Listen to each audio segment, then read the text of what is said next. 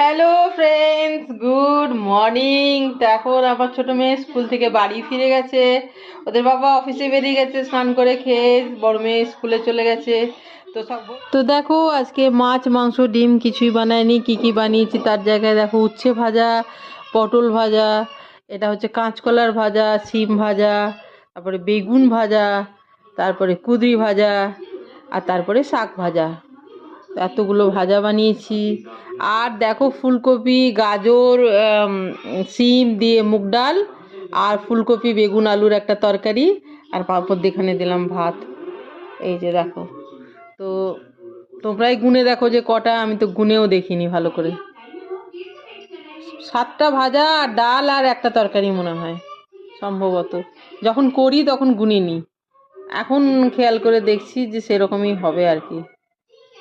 এই যে 9টা।